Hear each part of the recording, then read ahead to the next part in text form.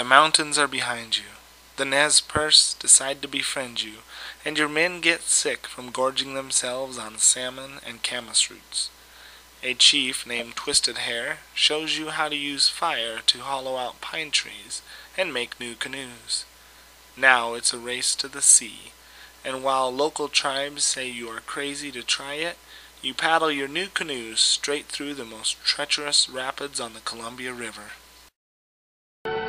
Yes, there came the day when William Clark wrote in his journal, "Ocean in view."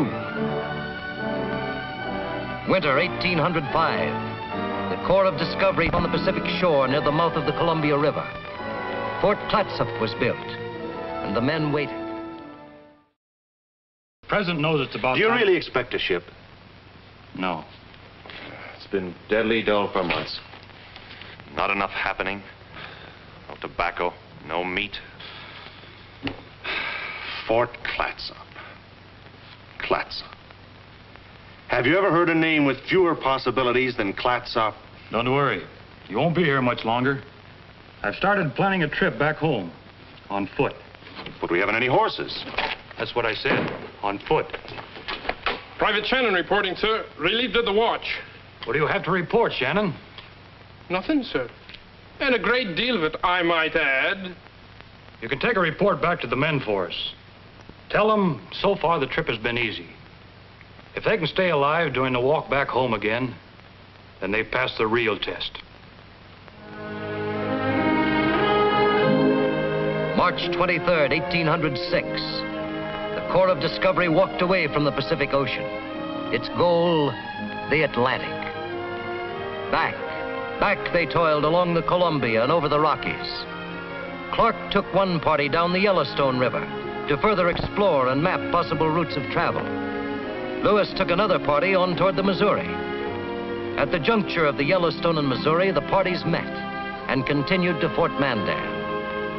Only 1,600 miles to St. Louis. But back at Locust Hill, Meriwether Lewis' mother received a caller, an old neighbor and good friend. Lucy, I have a conscience that's been bothering me about your son and about yourself. Have you heard anything definite? Nothing, only that Indian rumor has it that the party was last seen crossing the Rocky Mountains, heading for the ocean to the west. And that news, who knows how old it is. No, believe me, Mr. President, I hold no false hopes. You know, Lucy, those two young men aren't the first I've sent to pry the lid off the wilderness.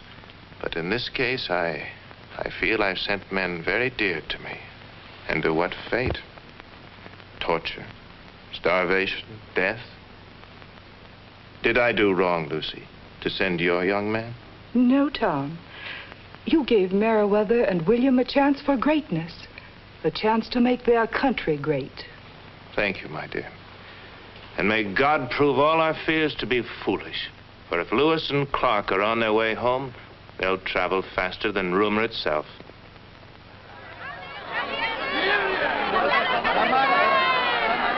Listen to them, Mern. They sound happier than we do. St. Louis, Billy. They've got a right to be happy. It's all over. No more rotted elkskin clothing. No more choked cherry root medicine. No more Corps of Discovery. We did it, Mern. And now I'm going to get married. Judy Hancock, here I come. I'll go on to Washington and present our reports to President Jefferson. I just can't believe it. Look here, Mern. It's all over but the shouting. What we did only needs doing once. Thank heaven. It is together that we remember Lewis and Clark. For together they unveiled America's destiny and strengthened the claim of the United States to the Pacific Northwest. Neither could have done it alone.